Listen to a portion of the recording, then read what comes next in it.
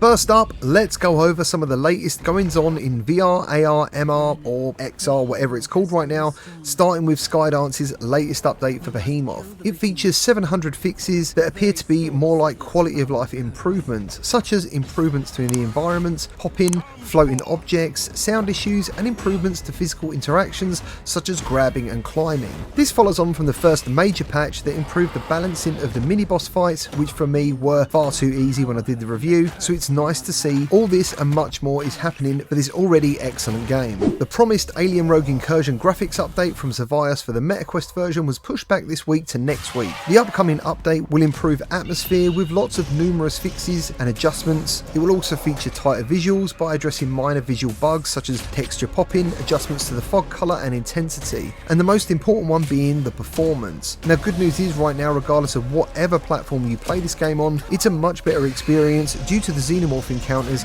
being much more natural, adding some very welcome anxiety to the game. Yesterday was the PSVR2's second birthday, but it seems Sony has unfortunately forgotten about it. But that didn't stop the VR community expressing their love for the VR headset and sharing tweet after tweet. Now personally I had zero expectations, but I will admit I did have a tiny glimmer of hope that something might happen, even just a tweet from the official account. But instead the community put their best foot forward by sharing how much they love the headset online. Now I've spoken many times about the MetaQuest store being a bit of a mess after the merger of AppLab content. This content is unverified and not subject to any official Q&A, and these games are now being mixed in with higher quality and paid for titles, making it difficult for individuals to get served exactly what they are looking for and is best for them. Instead, users are being hit by the most popular apps, which tend to be free or low-cost kid games, messing up the store algorithm for anyone who is not a kid and may actually have some money to spend. The store algorithm doesn't appear to be catered for you or me, unlike something like your YouTube feed or Netflix. It's catered to the masses, and since kids are the largest demographic on the Quest, it's also becoming a big problem for developers. They are losing money due to losing store visibility, and we now also have Meta pushing funds towards Horizon content. Things are looking pretty bad for anyone actually looking for something good to play right now. The VR Game Showcase, hosted by big hair Jamie Feltham, is returning on March the 11th, and I'll be recording it and doing a reaction video as per usual, but this one actually looks like it could be the best one yet. We have new trailers and info coming from Hitman World of Assassinations, Flex VR Studios making an appearance with RoboQuest and Aeon of Ruin VR, Combat Waffle's upcoming DayZ style shooter will also be making an appearance, along with Patient 8 Games Memoriam, which is looking to bring Dead Space into virtual reality, and I have featured this game before and I'm very excited to find out more about it. I also expect there is much more to be shown during the show, so make sure you keep your eyes open on the 11th of March. Orion Drift has an early access opportunity coming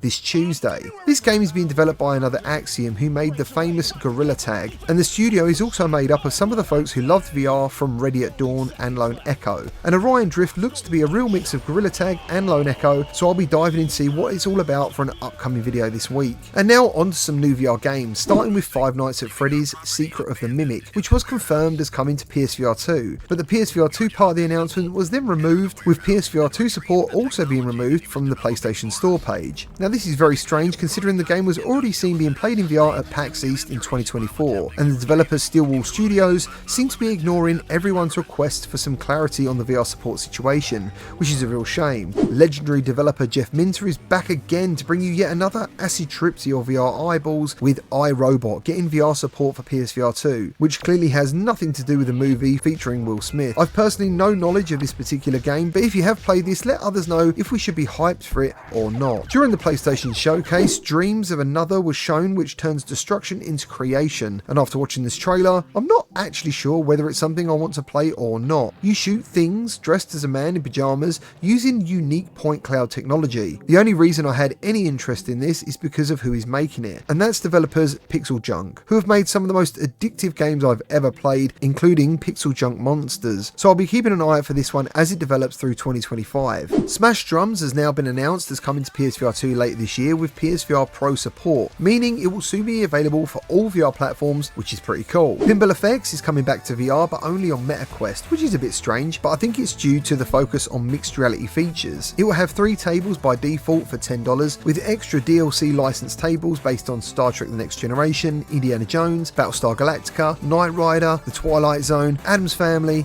and much more. And also, thanks to my Discord, I found this awesome Bluetooth pinball controller which looks extremely cool, but it's currently only in Kickstarter. I'll leave a link to the Kickstarter in this video description, but obviously be careful. Ghost of the Boar developers Combat Waffle are dropping Silent North in early access this month. It's a PvE PvP first person shooter where you have to brave the harsh winter environment and survive hordes of undead along with fighting other survivors to get supplies and resources. Overall, this sounds pretty cool and I'm looking forward to checking it out. And to finish today's video, there's a new cel shaded hoverbike shooter called Retronica in early access, and it's available right now on MetaQuest. It actually looks pretty cool with lots of customization and weapons available, and it's also coming to PCVR at a later date. Well, that's all I've got for you today. If you enjoyed the video, please leave a like and subscribe for more VR content, and I'll see you on the next one.